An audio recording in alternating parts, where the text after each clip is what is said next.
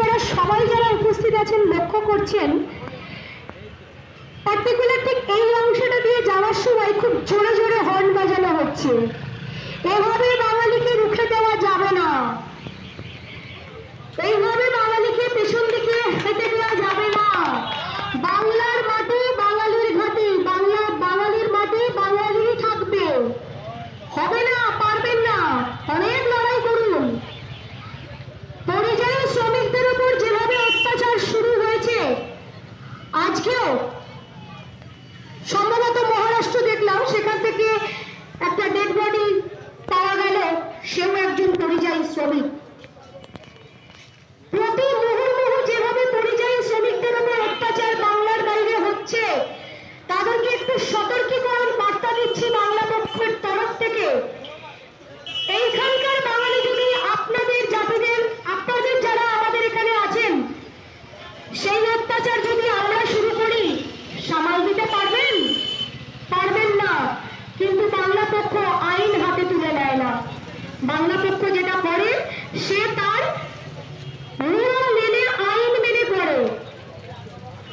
অনেকভাবে পিছিয়ে নেওয়ার অনেক কিছু চলছে, কিন্তু আদতে আপনারা কিছুই করতে পারবেন না।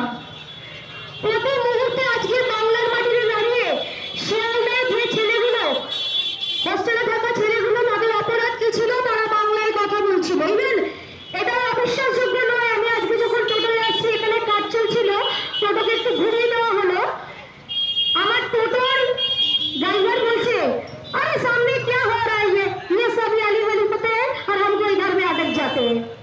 आई बोला भाई बाईटा কোথায়, কেন আপনাকে বলবে? আইনে যাদের বলছো, যেখানে বলছো সেটা তো বাংলার মাটি। তো বিহার থেকে যখন এখানে এসেছিলে বাংলার মাটিতে খাবে বলে, তো লজ্জা করছে না বাঙালিকে গালাগালি দিতে? আজকে সমস্ত বাঙালি যদি একদিকে দাঁড়িয়ে যায়, খেতে পারবে তো? পারবে না। একটা জিনিস বহিরাগত মাথায় রাখুন, আপনি যে দোকানটা খুলে বাংলার বুকে বসে আছেন, আপনার দেশে আপনার দেশওয়ালি ভাই কিন্তু এখানে এসে কেনাকাটা করছে না, কিনছে কিন্তু সেই বাঙালি। সমস্ত বাঙালি যদি আপনার দোকান থেকে কেনা বন্ধ করে দেয়, আপনারও কিন্তু পেটে হাত পড়ে যাবে। বহিরাগতের মতো থাকার চেষ্টা করো, কিন্তু সব থেকে বড় কথা হলো যে বাংলার মাটিতে দাঁড়িয়ে যখন আমরা অত্যাচারিত হচ্ছি, বাংলায় কথা বললে আমরা বাংলাদেশি। অসাধারণ। তাহলে রবীন্দ্রনাথ বাংলাদেশে ছিলেন, নেতাজি সুভাষ বাংলাদেশে ছিলেন, ক্ষুদিরাম বসু বাংলাদেশে ছিলেন, বিদ্যাসাগর বাংলাদেশে ছিলেন, রামমোহন রায় বাংলাদেশে ছিলেন, সবাই তারা বাংলাদেশে ছিল।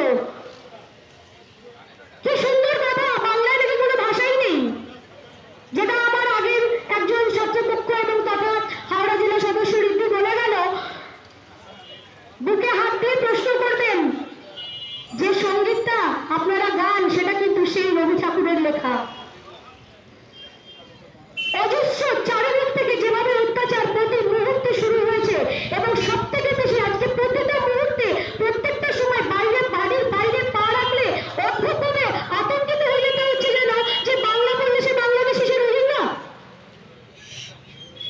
বলে যান, ধনধান্য পুষ্পভরা আমাদের এই বসুন্ধরা। আপনার বাংলাদেশে বললেন কি রোহিঙ্গা বললেন, তার জন্য বাঙালি মরে যায়নি, বাঙালি মরে যাবে না। বাঙালি চিরকাল শক্ত হাতে তার কবজি ধরতে জানে।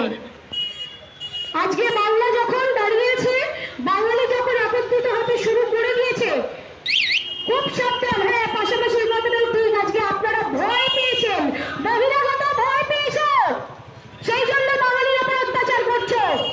বহিরাগত ভয় পেয়েছ, সেই জন্য আজকে সবাই, আজকে আমাদের বিভিন্ন বাংলা পক্ষে এবং ইভেন আমাদের যে শিশুতে যারা রয়েছে বা আরো যারা রয়েছে, তাদেরকে নিয়ে কিছু মানে রিল বানাচ্ছ, কিছু অসভ্যতা করছো। কিচ্ছু হবে না, এগুলো করে কিচ্ছু হবে না। একটা পরিষ্কার কথা, যে গাছে আম থাকে সে গাছেই ঢিল মারা হয়।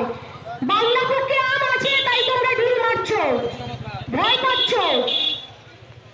আবারও শেষ কথা বলি, বাংলার মাটি কিন্তু বাঙালির ঘাঁটি, ছিনিয়ে দিতে তোমরা পারবে না। ছিনিয়ে নেওয়ার চেষ্টা করো না, যেটুকু এখানে আছো সেটুকু